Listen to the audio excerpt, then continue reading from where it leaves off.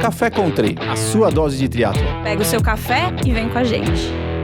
Olá, bem-vindos a mais um Café com Tri. Eu sou Érica Magris, estou aqui com Beto Nitrini, Wagner Spadotto e o gordinho que ainda não chegou. Estamos aqui com a Marisa, nossa querida ouvinte e sempre participante, praticamente sócia também. Hoje só os sócios. A Marisa, na verdade, você tem que contar a verdade. Ela faz um trabalho voluntário. Vamos falar a verdade. É a que mais trabalha, que menos ganha nessa bomba aqui. Voluntário e fundamental. Ninguém ganha nada, vamos só dizer de passagem aqui.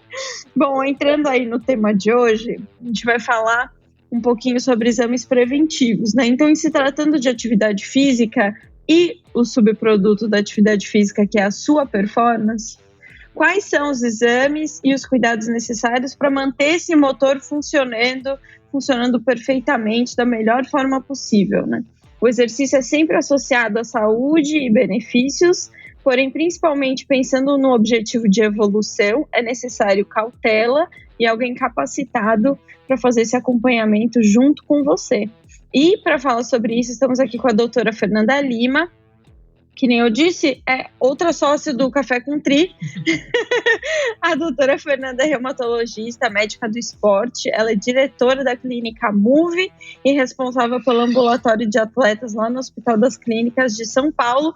Bem-vinda novamente, doutora Fernanda. Bem, parece que faz muito tempo que eu não gravo um podcast com a doutora Fernanda, que no começo era super frequente. Pois é, nossa, eu tô super feliz de estar aqui de novo, reativando a minha carteirinha de sócia do Café com Tri e participando aqui com vocês no começo do ano desse programa que eu acho super importante, porque é uma época do ano que os atletas estão estabelecendo metas e em cima disso a gente monta para eles o cardápio do que é importante em termos de saúde. Perfeito. Beto, você quer começar ou eu começo? Não, pode, vamos lá. Bom, eu vou fazer a gente fez algumas perguntas aqui, como sempre, né?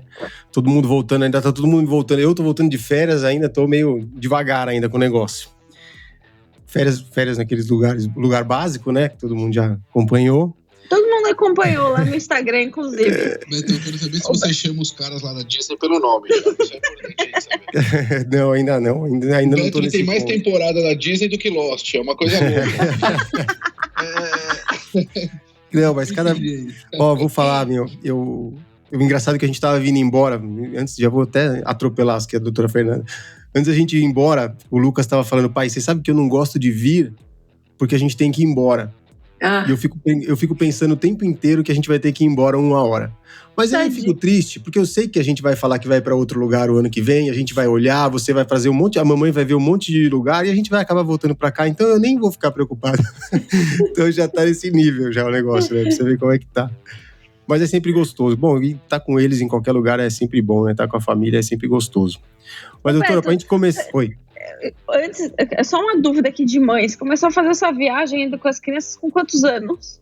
1 ano e 11 meses o Lucas tinha, a primeira vez que ele foi. Esse é o mais novo? É, o mais velho.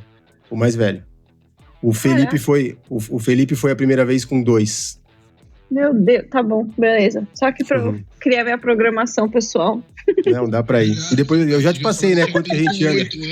Ó, a média é 12 quilômetros de caminhada por dia. Então é tranquilo. Doutora, pra gente começar aqui, né, quais seriam aí os exames básicos para um praticante de atividade física? O que ele deveria fazer, né, pra checar antes de começar, né? Então, o que a gente chama na medicina do esporte de avaliação pré-participação, que é o exame médico no começo de temporada. Vai depender muito do subgrupo, né, qual a idade do atleta, qual o nível de performance, qual o objetivo. Mas, no geral, o ideal é se fazer pelo menos um exame físico, uma anamnese, uma consulta com o médico, porque a gente já tem questionários e checklists específicos para a gente rastrear qualquer possibilidade de problema que possa acontecer. Aí, a partir daí, a gente define quais são os exames mais adequados. Minimamente, o que as sociedades hoje recomendam é que se faça pelo menos um eletrocardiograma de repouso, principalmente até nas populações, nos indivíduos mais jovens, se possível um ecocardiograma, E naqueles indivíduos com mais de 30, 35 anos de idade, onde começa a haver um risco de doença coronariana, o ideal é que se faça um teste ergométrico. Se há uma necessidade ou de avaliação metabólica do grau de condicionamento desse indivíduo, a gente transforma isso num teste ergospirométrico. Isso em termos de investigação cardiovascular. Agora, do ponto de vista laboratorial, a gente tem uma ampla gama de opções de exames que nós vamos selecionar de acordo com o que a gente encontra no exame físico ou na anamnese do paciente para rastrear, sei lá, uma anemia, alguma alteração hormonal que possa prejudicar, por exemplo, a performance ou gerar um risco de saúde para essa pessoa. Perfeito, eu quero saber se todo mundo aqui já fez os exames do ano, que já estamos praticamente em fevereiro, né? Praticamente não, já estamos em fevereiro. E é uma coisa interessante assim, que eu gosto de lembrar, é que são coisas diferentes a avaliação pré-participação de um check-up. Porque são, às vezes, assim, chegam, é uma coisa do meu dia a dia, no consultório, então vem os pacientes / atletas fazer um check-up, aí não, é uma coisa mais robusta, que aí nós vamos fazer um rastreio mais geral da saúde. Agora, o que a gente está falando aqui, que é a avaliação pré-participação, é uma coisa mais concisa, com foco objetivo de rastrear problemas futuros ou avaliar o status inicial naquela temporada da saúde do indivíduo, tá? Então, o check-up seria uma coisa, o básico do básico. Agora, a gente pode, nada impede, por exemplo, da gente juntar uma avaliação pré-participação com um check-up e fazer tudo no começo do ano, por exemplo. Né? Aí a gente faz um rastreio mais completo. E vai até depender da idade da pessoa, a gente vai incluir, por exemplo, mulheres perto do climatério, a gente inclui uma densitometria para ver massa óssea, bateu os 50 anos, a gente tem que fazer rastreio de cólon de câncer, câncer de cólon, mas aí eu já estou falando de check-up, né, gente? Eu não estou falando do avaliação para participação. Entendido. E assim, na sua opinião, qualquer pessoa que começa a fazer atividade física tem que fazer isso?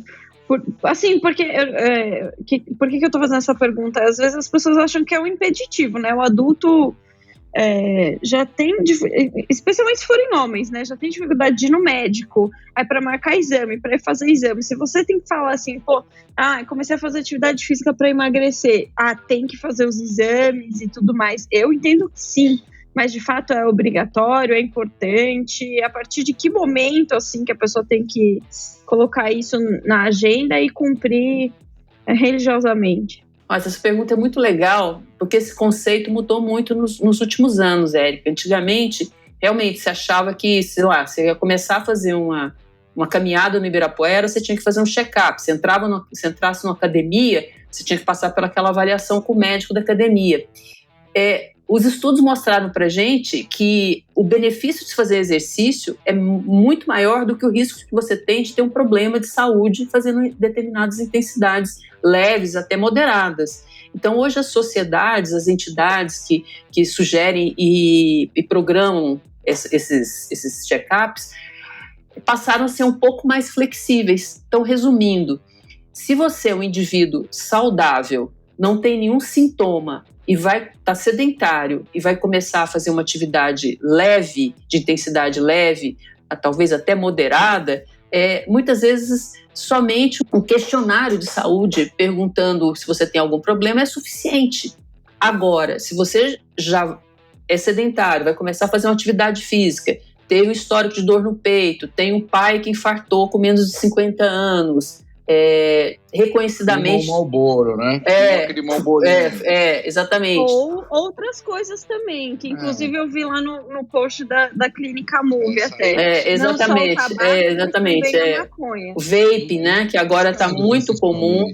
O vape. Aí é interessante, sim. E principalmente, que eu acho que é o público desse podcast, aqui ninguém vai jogar xadrez, quem escuta esse podcast. Treina de alta intensidade. Aqui é mandatório, é importante fazer uma avaliação pré-participação, porque os atletas, quem faz triatlo, quem faz ciclismo, quem faz corrida, está submetendo o organismo ao estresse físico grande quando treina. E o objetivo é esse, para melhorar, você tem que expor seu organismo a estresse.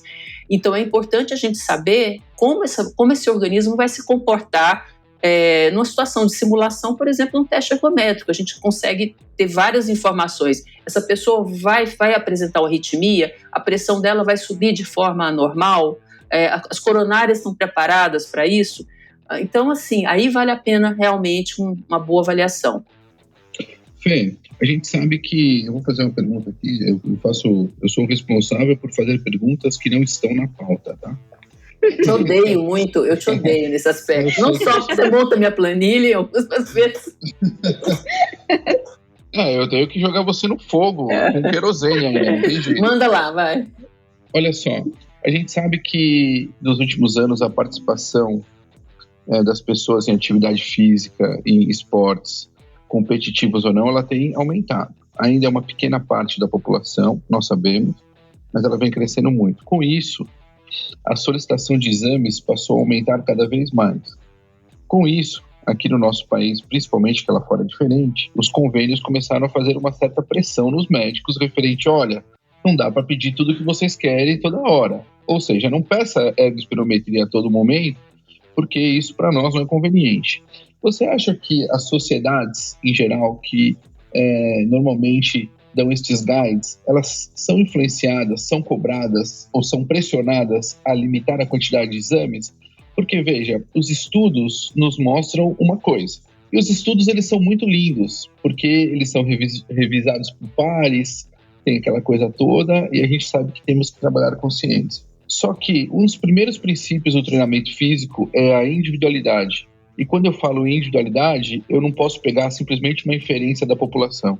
Preciso pensar naquele atleta como se. Ou seja, se esse atleta morre por falta de exame, ele é meu 100%. Ele é meu R de 1. Né? Queria saber o que você acha disso e se realmente existe essa pressão. Eu acho o seguinte, do ponto de vista populacional, eu acho que a gente está caminhando para um bom senso, no sentido de, se for pensar, o governo vai gastar o exame para participação para todo mundo para começar a fazer atividade física? Não é necessário, porque é muito melhor que esse indivíduo faça uma caminhada de forma mais regular, ele vai, inclusive, ficar mais barato para o sistema de saúde, porque ele vai economizar, porque ele vai ficar mais saudável. Agora, segunda pergunta, não acho que exista nenhuma pressão dos planos de saúde, das seguradoras, para a confecção desses guidelines, de forma alguma. Esses guidelines eles são baseados realmente em pesquisa, mas de forma individual, eu acho que sim, existe, a gente tem que ter como médico no consultório ali atrás da mesa, a gente tem que ter um bom senso na hora de solicitar os exames, que eu vou falar o contrário, Wagner. Às vezes eu vejo um excesso de solicitação de exames desnecessários. E, por outro lado, como médica também, eu acho importantíssimo proteger meu paciente. Você está certo, a gente tem que customizar e ver de forma individualizada. Eu não dou a mínima, estou pouco me preocupando se o plano de saúde vai me pressionar para eu não pedir, se eu achar necessário, sei lá, 2 ergospirométricos por ano para o indivíduo. Né? Se precisar fazer 300 relatórios justificando, eu vou fazer.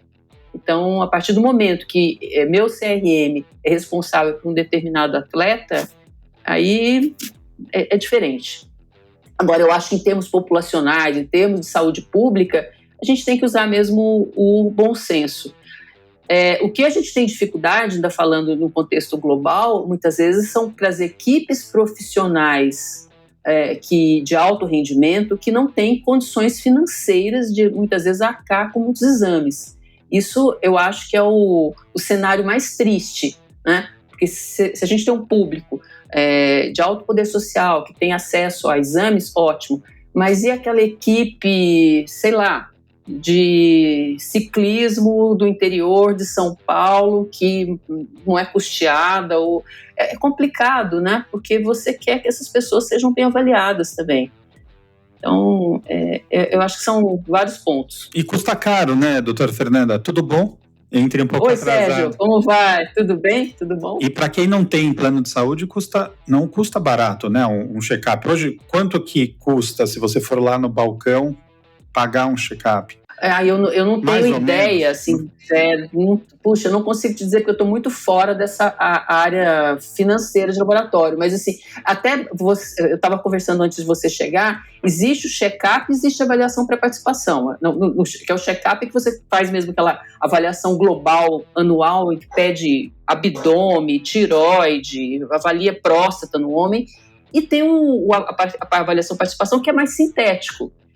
Talvez essa avaliação pré-participação seja até mais custeável, assim, uma coisa mais focada em exame cardiovascular e, eventualmente, um hemograma, uma função tiroidiana, seja mais viável. Mas é caro, realmente não é barato. E, doutora Fernanda, diz uma coisa, outras medidas como vacina da gripe ou vacinas como influenza, né, que a gente sabe que estão à disposição, elas podem ser consideradas medidas preventivas e que são necessárias para o atleta, e a gente sabe que tem muita gente que faz isso todo ano, eu por exemplo, faço, mas tem muita gente que negligencia isso, né, que não acredita, poxa, eu não fico gripado, então não preciso. Como é que você vê essa questão das vacinas disponíveis? Elas servem como um suporte para os atletas? Então, legal, essa pergunta é porque faz parte justamente quando a gente faz essa consulta, uma das coisas que a gente checa no atleta é justamente a imunidade e o histórico vacinal. É fundamental a manutenção de uma carteira de vacinação em dia, né? Você falou em influenza, a gente tem que lembrar de tétano também, né? Porque a gente cai, machuca, então a vacina do tétano precisa ser renovável. O Covid agora provavelmente vai entrar na rotina também, atletas mais velhos, pensar na vacina para herpes. Então, sem dúvida, faz parte desse screening inicial, porque ninguém vai querer achar legal estar perto de uma prova e ter, por exemplo, um herpes zoster e tchau, um abraço, acabou, não vou conseguir fazer essa prova, sendo que existe uma vacina que pode minimizar isso. Mas eu concordo com você, tem gente que não acha uma bobagem, né? Da mesma forma como tem gente que ainda acha que a Terra é plana. Então, né, a gente tem que lutar contra isso. Mas essa do tétano que você falou é importante mesmo, porque normalmente você só vai tomar uma vacina do tétano na hora que você cai, e você ralou inteiro, se cortou inteiro, e aí você chega no hospital e eles vão... Você sabe que eu tomei a vacina do tétano, acho que o ano passado ou retrasado, eu estava fazendo uma reforma no meu apartamento e, por acaso, pisei numa tábua com um prego desse tamanho, atravessou a sola do meu tênis e entrou no meu pé. E eu acho que eu tinha tomado a vacina de tétano fazia mais de 10 anos. E aí, na hora, eu estava com a minha esposa, ela virou e falou assim, não, vamos já tomar vacina. Eu falei, não, deixa eu terminar aqui, vou almoçar, isso aqui, terminar as coisas, a gente vai amanhã, depois da manhã, aquela coisa, né? E fomos lá e tomamos na hora. E aí, a pessoa que estava lá, ela falou exatamente isso. Falou, tem muita gente que só vai tomar na hora que acontece algo como você, e já tomou há mais de 15, 20 anos, quando era pequeno, né? Quando eu tinha a idade do Noah, tomou, né? E tá como o Wagner aí, né, com essa barba, com 60 anos e cheio de tétano, né? O Wagner tá todo enferrujado aí, se a gente olhar. Tem que passar um WD-40 nele, né? Nem tétano mais ajuda para ele aí. O intervalo entre os exames, a gente sempre fala dos exames anuais, né? De fazer isso anualmente.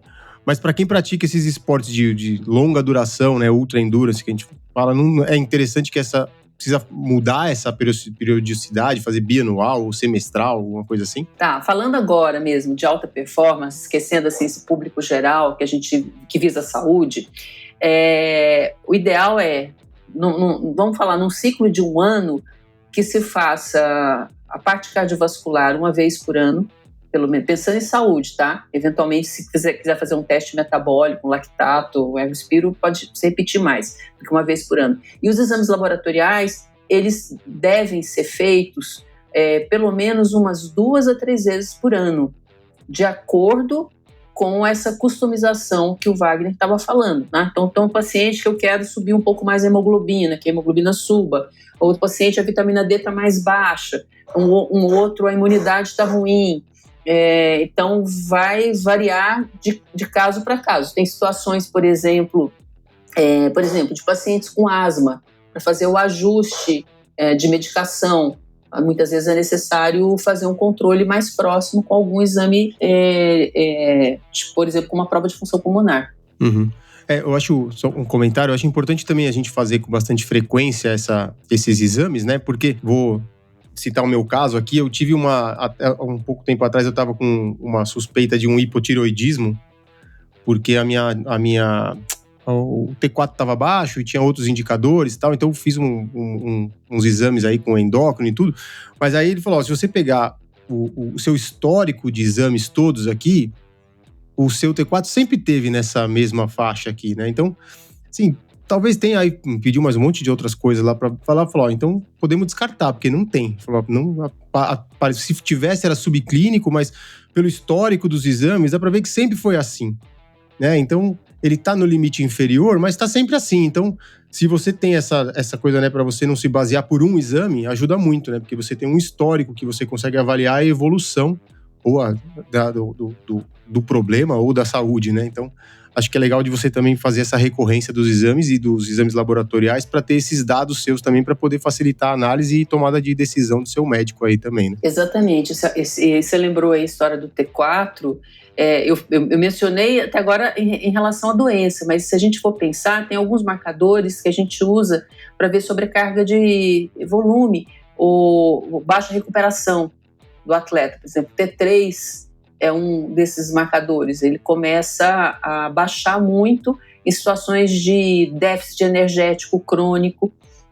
O ácido úrico pode subir bastante. Um outro marcador para sobrecarga de treino é CPK, então, que é a creatinoquinase, que é uma enzima muscular. Então, se você consegue fazer um evolutivo, assim, ter uma cinética ao longo do tempo, você tem noção, principalmente se você quer um refinamento da recuperação desse atleta, o laboratório pode ser sim, e é uma ferramenta a mais para a gente. Eu vou até emendar uma outra pergunta que eu ia fazer depois, já que a gente começou a falar disso.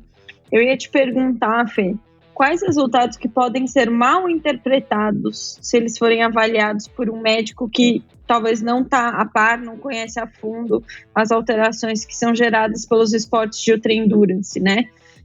Por exemplo, se a pessoa não se consulta com um médico do esporte, vai num médico de família ou algum médico mais generalista, né? Talvez. Acho que esse exemplo do T3, T4 é um deles, mas que mais que a gente tem que ficar de olho? Realmente isso. Olha, felizmente eu tenho percebido isso com menor frequência. Há uns anos atrás era mais comum os outros médicos não terem muita noção do laboratório do atleta. Até hoje a gente ainda está aprendendo, tá? Mas exemplo, Érica, a própria CPK mesmo, essa enzima muscular, muitas vezes, dependendo da temporada, a CPK vai subir mesmo, dependendo do que o atleta está fazendo. Existe um valor de normalidade que é variável para homens, para mulheres e até em relação à etnia, dependendo da população, você vai ter CPK basal mais alto, com uma margem mais alta do que outra. A gente tolera um valor de CPK mais alto no atleta, mas, por exemplo, se essa pessoa passa no clínico geral, ele pode tomar um susto e achar que o paciente está com alguma miosite, algum processo inflamatório no músculo. Na realidade não está. De novo, por isso que é o que o Beto falou, é importante a gente ter um histórico, até para ver se essa pessoa não está saindo da curva habitual. Esse, por exemplo, é um valor. Outra coisa no hemograma você avalia, por exemplo, anemia, e você pode avaliar, por meio da série branca, a imunidade, né? Os subtipos celulares de leucócitos. A gente sabe que na exposição crônica ao exercício há uma tendência à leucopenia, que é a baixa do número de leucócitos na corrente sanguínea. Nossa, significa que eu fico com imunidade mais baixa? Não necessariamente você está com imunidade mais baixa. Às vezes os leucócitos eles saem da circulação sanguínea na hora que vai coletar o sangue, eles parecem que estão mais baixos. Isso também é uma coisa que pode assustar um médico generalista quando colhe um hemograma de um atleta, dependendo da fase de treinamento, o leucócito está muito baixo. Então, são parâmetros como esse que a gente acaba agora e tem ensinado na faculdade para os residentes mais jovens a interpretar com esse olhar de que está lidando com um atleta de alta performance. Doutora Fernanda, uma curiosidade e aí embarcando numa pergunta. Quais são os casos, as condições mais comuns que acabam acontecendo quando chegam exames, né, de atletas que às vezes ele tem até desconhecimento de que poderia estar com aquela condição, que acabam limitando a prática ou acabam limitando um objetivo, né, como uma prova de você ter que falar para aquele teu atleta, paciente, falar, olha, estou enxergando isso e a gente vai ter que tomar uma atitude. E se existe, muitas vezes, uma adaptação, né, existe uma saída. Exemplo, quer dizer, que eu sou totalmente leigo, mas às vezes você tem um atleta de alta performance que está pretendendo fazer um volume de treino ou uma prova objetivo que é muito desgastante e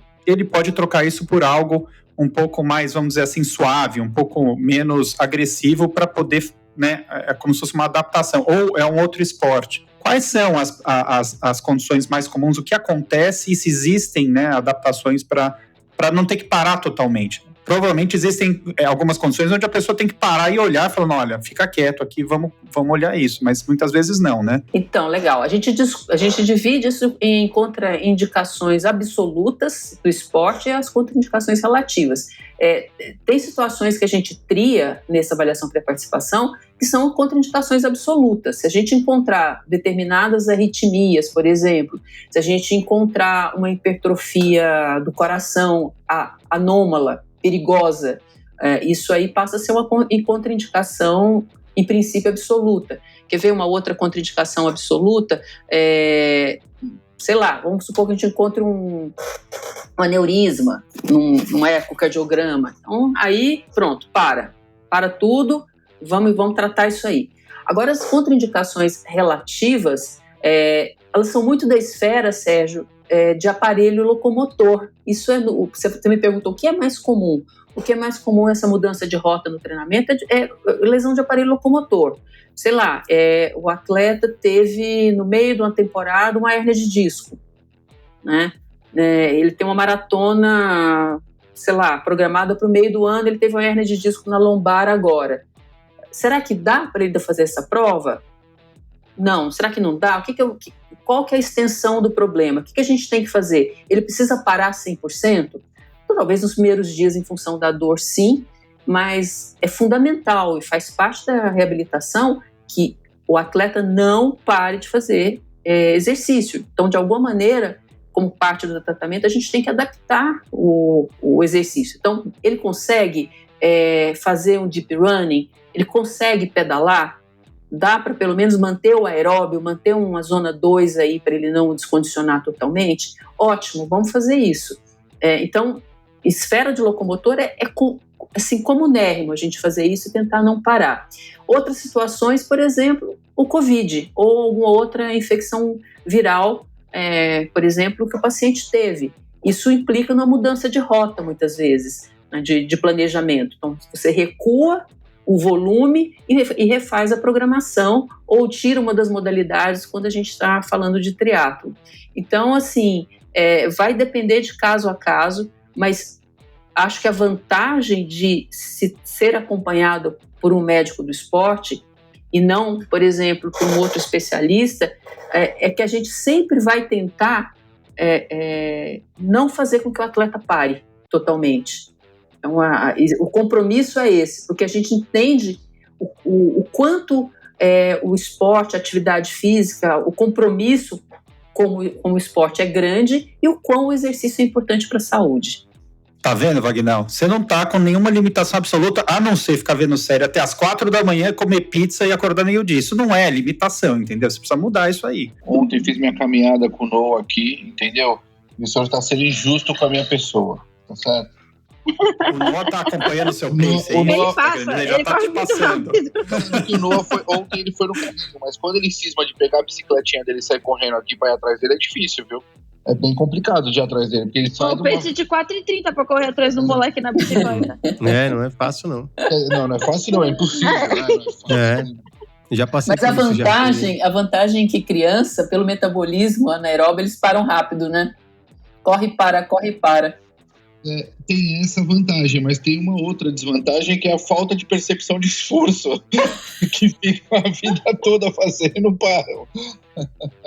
Um hit eterno, né? É um hit eterno.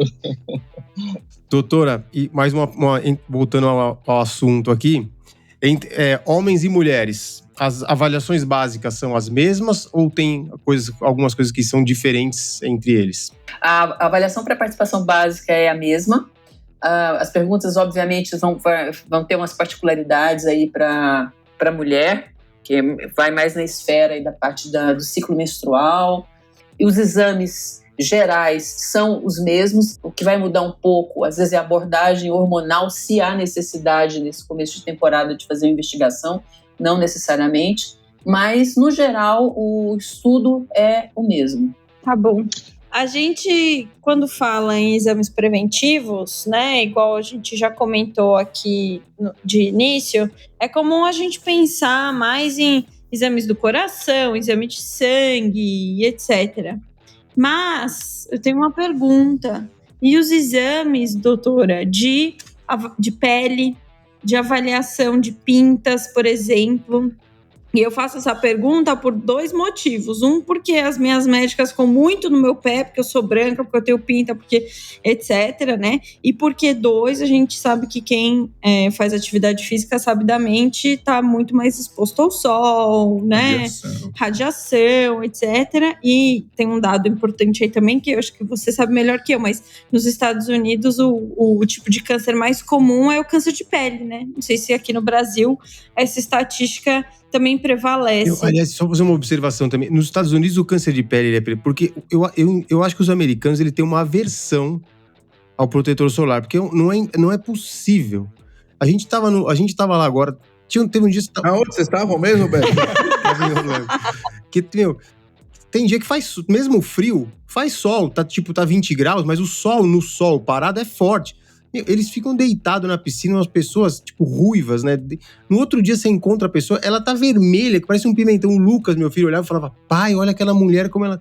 E não é uma ou outra, é muita gente. Os caras não passam protetor solar. E eu tenho medo de ficar ardendo. Então, sei lá, é um negócio muito louco isso.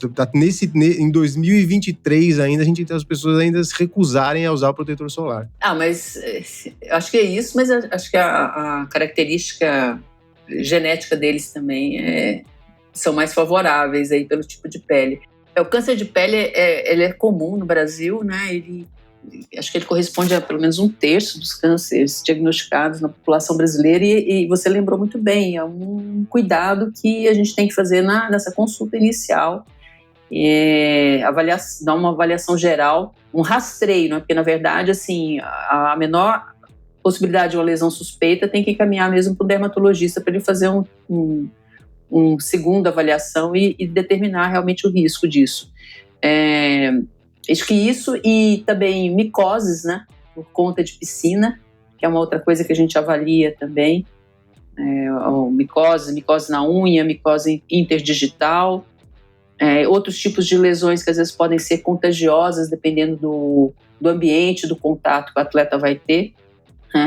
Também tem que ser vista. Então, acho que e isso a gente faz na consulta mesmo, conversando, avaliar sono, ver o que está tomando, que às vezes, Érica, nessa primeira consulta, principalmente para atletas mais velhos, muitas vezes a pessoa está usando determinadas medicações que, por desconhecimento, essas medicações podem atrapalhar ou interferir na performance, como, por exemplo, o uso de beta-bloqueador para hipertensão ou para alguma arritmia. Aí é interessante conversar com o médico desse paciente para rediscutir a medicação. Você sabe que recentemente eu tive um atleta que competiu em boulder, no meio Ironman, e ele teve uma performance pobre, principalmente na corrida, que era uma modalidade, e a gente não entendia o porquê. Falou, não perto do potencial dele, né? Não tem como, né? Tava bem treinado, adaptado, aclimatava tudo. E aí a nutricionista sugeriu, falou, mas você tá tomando remédio, né? E aí eu falei, putz, é por isso que a tua resposta de frequência cardíaca realmente não teve, associado a uma possível até desidratação, eu não sei como é que...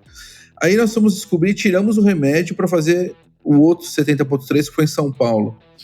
Ele saiu de uma meia maratona de 2 horas e pouco para 1,36, assim, é bizarro. Era beta-bloqueador? Beta-bloqueador. Então, assim, eu acho, tá, Fernando? Eu não lembro agora, que faz alguns meses, eu vou deletando essas na minha cabeça, que eu não tenho tanto espaço assim no meu Winchester. Eu preciso... Winchester, meu Deus do céu. Nossa, agora ele... gente, que a gente não sabe, por favor. Isso aí é na mesma época do modem de fazer barulho, lembra? Disquete. Tá na época do disquete, o Winchester. Mas o meu ainda é assim, é a musiquinha, disquete, né? Meu Winchester aqui, ele é meio avariado, já tá antigo, né? Quer dizer, a primeira linha ali é o I1, né? Então temos problemas. Estamos no I8, já associado à medicação fortíssima que eu tomo para aguentar esses caras. Então você vê que aqui não é fácil, né? E medicações que podem ter beta-bloqueadores, só por curiosidade? Eu vou dar um exemplo de umas marcas, tá? Propanolol, atenolol, os OLs, com final OL. Tudo beta. Serginho, define o beta-bloqueador pra gente, Serginho. Você que é um cara daí do marketing. Não faço ideia o que seja um beta-bloqueador. Mas, Wagner, vocês conversaram com o médico desse paciente para trocar o remédio que ele usava provavelmente por alguma razão, né? Sim, ele tinha ali uma limítrofe de hipertensão. E por isso que eu tô te falando que eu não lembro se é beta-bloqueador, tá?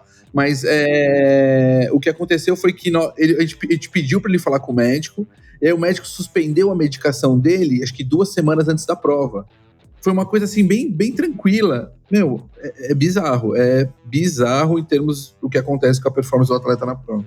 Ou seja, a gente não tinha noção, porque ele não treinava aquele período todo, de 4, 5 horas. Quando ele chegou na prova, ele teve aquele tempo todo exposto na atividade, aí sim, as alterações por conta do remédio se mostraram mais evidentes, né? Aí quando tirou o remédio, ele performou muito bem. Não, e é um bom exemplo, porque é uma medicação que faz uma diferença brutal, né? Porque ele trava de uma maneira absurda a frequência cardíaca, ele interfere em metabolismo ali também muscular, e é um remédio que às vezes ele é usado, não é nem para alguma condição cardíaca como hipertensão, mas para enxaqueca, por exemplo. É um dos remédios que se usa para enxaqueca. A Andressa toma propanolol. E às vezes passa batido e você troca, a pessoa melhora bastante a performance. E para alguns esportes é doping, né? Para alguns esportes é doping. Olha, paradoxalmente, né? Paradoxalmente ele é considerado doping para alguns esportes, é verdade. Doutora, a gente até já gravou um episódio aqui sobre com a Marcela Moreiras, né? Sobre odontologia e tudo, né? A gente sabe que às vezes uma cárie pode causar um processo infeccioso, pode às vezes dar uma dor quando o cara pisa com o pé direito, aí o cara joga pro pé esquerdo, machuca. Então, a gente sabe que tudo tá relacionado, né? Então, por que tantas vezes você acha que a gente tem ainda o atleta negligenciando os cuidados, assim, aos sinais que o corpo dá, né? Dessas coisas, negligenciando tantas essas questões de saúde? Você acha que isso é cultural? Falta informação? Ou sei lá, ou o atleta acha que é normal a dor, né? Não, isso dói, mas vai passar. Chega em casa, põe um gelo e espera melhorar, né? Eu acho que é um mix de tudo. Acho que tem uma questão cultural. Eu acho que é um pensamento mágico que muitas vezes os atletas têm de que vai melhorar sozinho e que não é nada, né? Aquele desejo de que vai ficar tudo bem. E a falta mesmo de informação. Ou de até uma orientação. Muitas vezes até o próprio treinador incentiva esse tipo de coisa. Semana passada, foi ter feriado, né? No carnaval, no 25, um atleta me ligou no meio da tarde, assim, apavorado, que ele estava morrendo de dor nas pernas, que ele estava assustadíssimo, que ele tinha feito Romeiros no dia anterior. Resumindo, final de semana anterior, ele tinha ido para Romeiros, feito um treino um pouco maior do que ele estava acostumado, amanheceu no dia seguinte com dor, e aí isso era domingo, segunda, na quarta-feira, terça-feira à noite, ele falou com o técnico dele, falou assim, não, isso não é nada, estou acostumado, faz o seguinte, vai para Romeiros de novo e faz um pouquinho mais light, mas faz de novo. Que orientação foi essa? Ele fez uma rabdomiólise, né? Ele fez uma sobrecarga de treino. Então acho que é falta de informação e um desejo de que vai ficar tudo bem e fecha o olho para uma situação que pode dar um problema para você mais para frente. Fazer um pequeno aqui disclaimer que não é atleta da TT, pois um atleta da TT não cometeria esse risco, nem teria essa indicação do seu coach, tá certo? Vamos deixar aqui bem claro. Aí a Fernanda me liga depois e fala, você não sabe, é da TT, foi isso aí que... Você esqueceu, Wagner? Inclusive você que mandou o atleta novamente subir o morro. Aliás, no caso da TT, as reclamações são o oposto, né, Wagner? Que o Wagner segura muito. É uma pena. Eu vou começar a soltar minha boiada. Eu quero só ver, nego. Se eu soltar minha boiada, você vai ficar literalmente milionária, Fê, porque rico você já tá.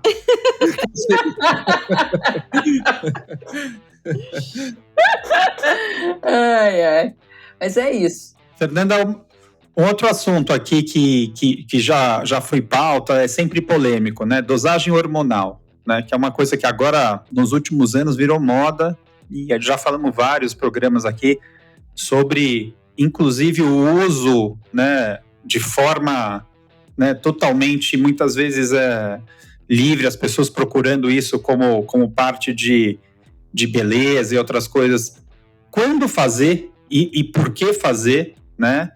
Existe um exame isolado que serve para diagnosticar? São necessários alguns exames dentro do prazo? Como que você enxerga não só essa questão da utilização, mas os exames que detectam a parte hormonal toda das mulheres e dos homens? Então, assim, primeiro, do ponto de vista de saúde, quando a gente faz um exame para participação, a necessidade de coleta de exames hormonais gerais é só no sentido que se eu estiver buscando algum diagnóstico de doença. Eu estou suspeitando o hipotireoidismo, eu acho que esse indivíduo está com Addison, está com baixo cortisol, tem alguma desregulação no metabolismo eletrolítico para a gente checar cálcio alto, fósforo baixo. Então, aí você faz uma investigação. Num caso de um atleta profissional, muitas vezes a gente pede mesmo todo o perfil hormonal, porque eu quero me certificar que esse atleta não está fazendo uso indevido de substâncias, né? Porque meu papel, a minha responsabilidade é que esse atleta não se exponha a risco de ser pego num doping e principalmente risco para a sua saúde. Então, aí a gente faz um perfil hormonal mais amplo. Vale ressaltar, Sérgio, que muitas vezes a gente consegue, de forma indireta, por alguns exames laboratoriais que nem mesmo hormônios são, detectar se esse atleta está fazendo um uso indevido de algum hormônio que funcione como doping. Então na verdade, a interpretação do conjunto de exames laboratoriais que faz a gente levantar essa lebre, muitas vezes, que a pessoa está fazendo uso irregular de algum doping.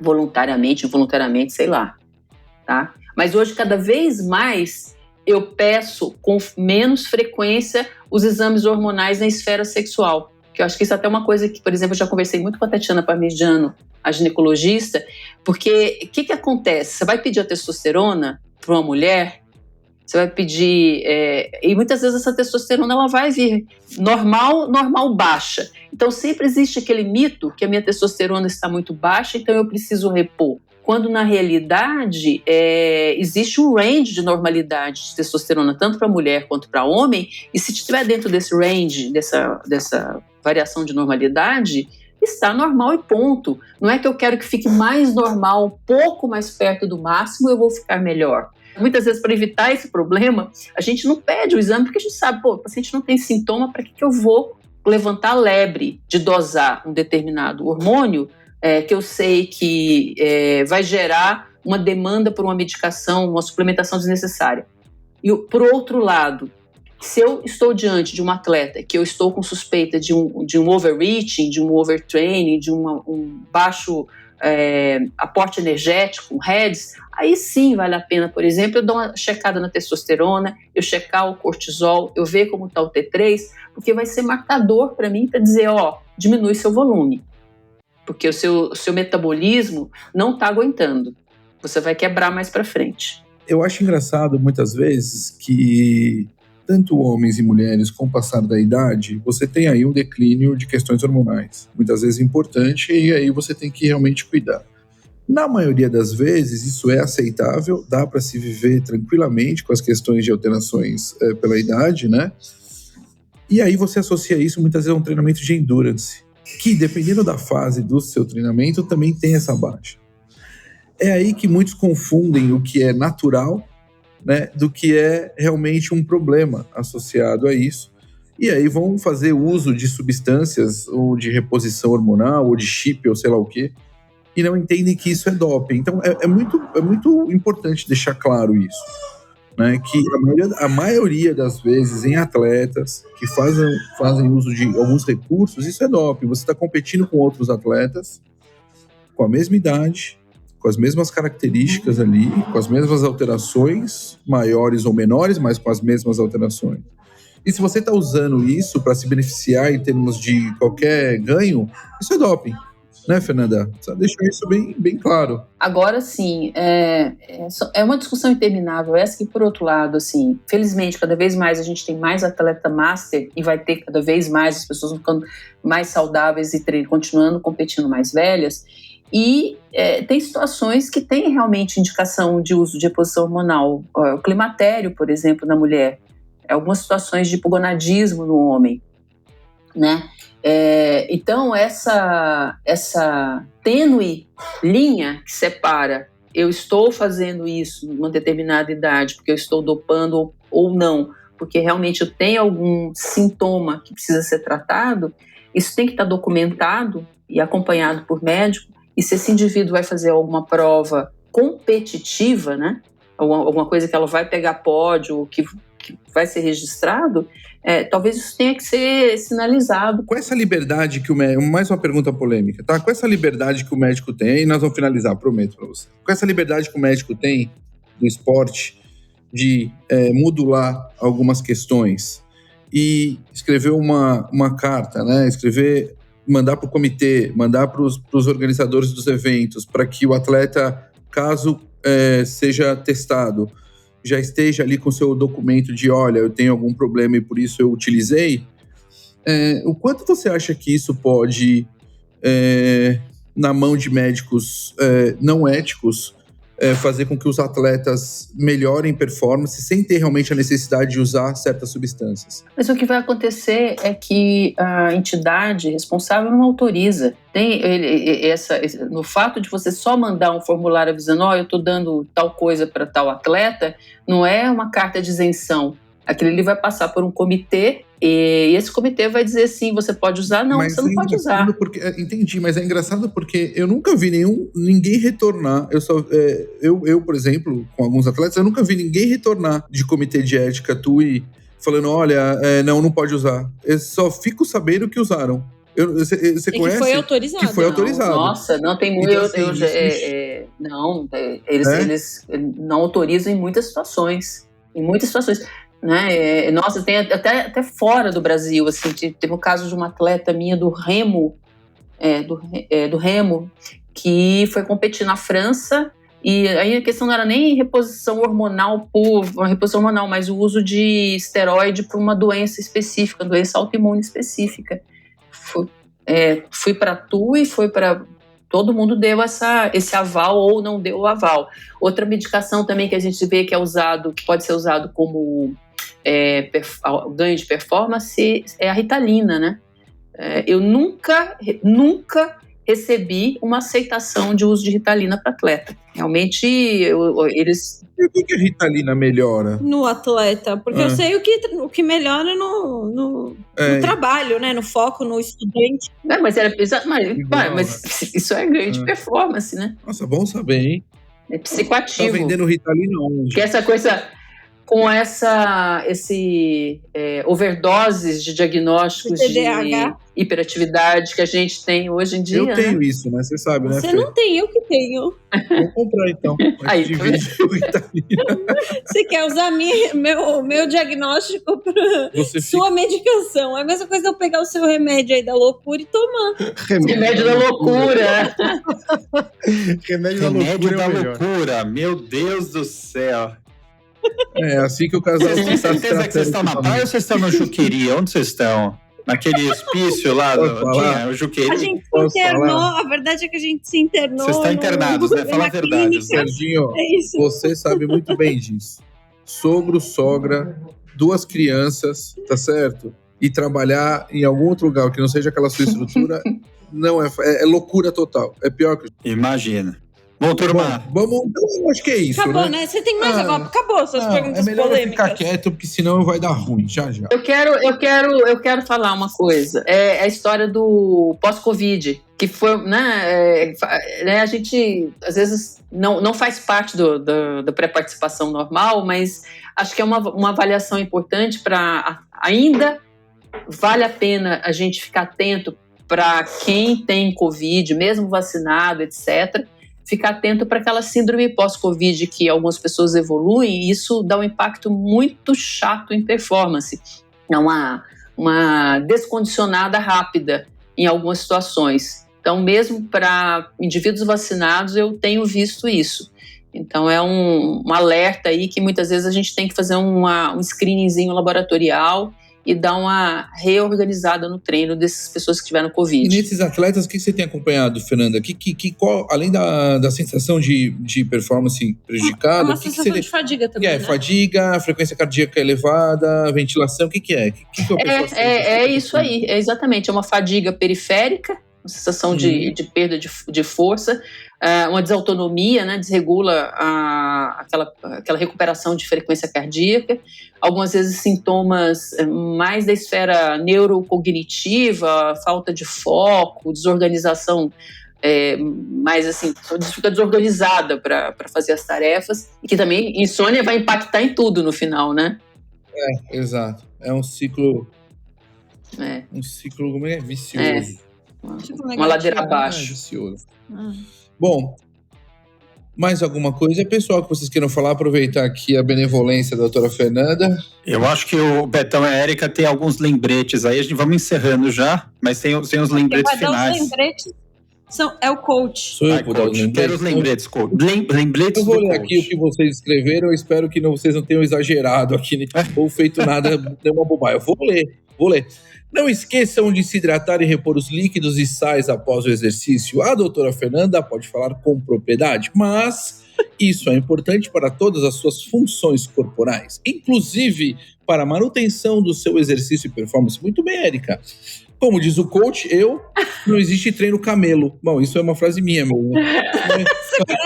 Treino camelo? O que é um treino camelo? Treino camelo, né? Treino camelo. Eu ouvi, eu não lembro onde, eu ouvi a pessoa falar... É um nosso atleta. Eu treino 1h30 de corrida sem água. Mas você sabe onde ele tá? Sem água. Você sabe que ele tá nos Emirados. Aí não é opção, né? Que não tem água. Aí depois a pessoa termina...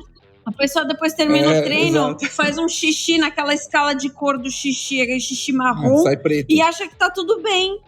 Aqui, continuando então. A Fernanda ela tá lendo os e-mails dela, já que ela não aguenta mais. Não esqueçam de passar protetor solar.